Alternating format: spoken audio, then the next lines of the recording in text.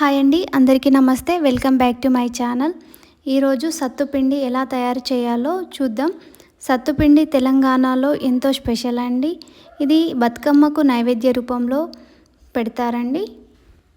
సత్తుపిండి తయారు చేసే విధానం: సత్తుకు కావలసిన పదార్థాలు: 1 cup rice, 1/2 cup sugar, 2 table spoon నెయ్యి, 2 యాలకులు.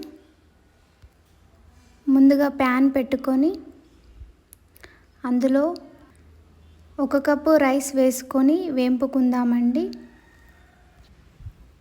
మంటని లో టు మీడియం ఫ్లేమ్లో పెట్టి వేంపాలండి.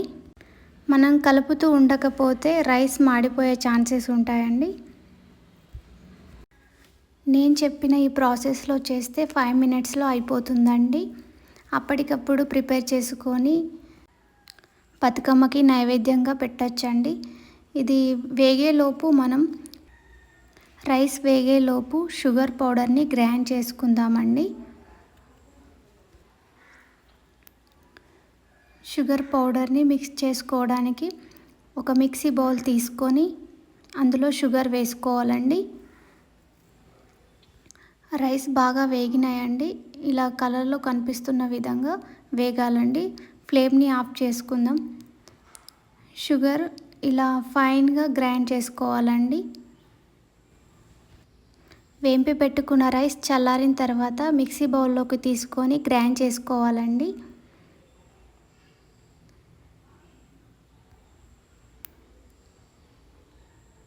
ఇలా గ్రైండ్ చేసుకున్న తర్వాత 2 టేబుల్ స్పూన్ నెయ్యి తీసుకొని గ్రైండ్ చేసి పెట్టుకున్న రైస్ని వేయాలండి. వేసి బాగా కలపాలండి. బాగా కలపడం ద్వారా ఉండలు కట్టకుండా పిండి బాగుంటుందండి. 4 to 5 మినిట్స్ కలుపుతూ ఉండాలండి. వీడియోలో చూపిస్తున్న విధంగా కలపాలండి. ఇలా కలిపిన తర్వాత పిండి చల్లగా లేదా గోరువెచ్చగా అయిన తర్వాత షుగర్ పౌడర్ని యాడ్ చేసుకోవాలండి.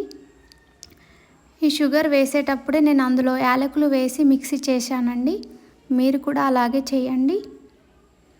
అంతేనండి, బాగా మిక్స్ అయ్యేదాకా కలుపుతూ ఉండాలండి.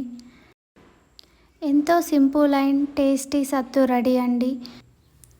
నా వీడియో కనుక మీకు నచ్చినట్టయితే ప్లీజ్ సబ్స్క్రైబ్ మై ఛానల్.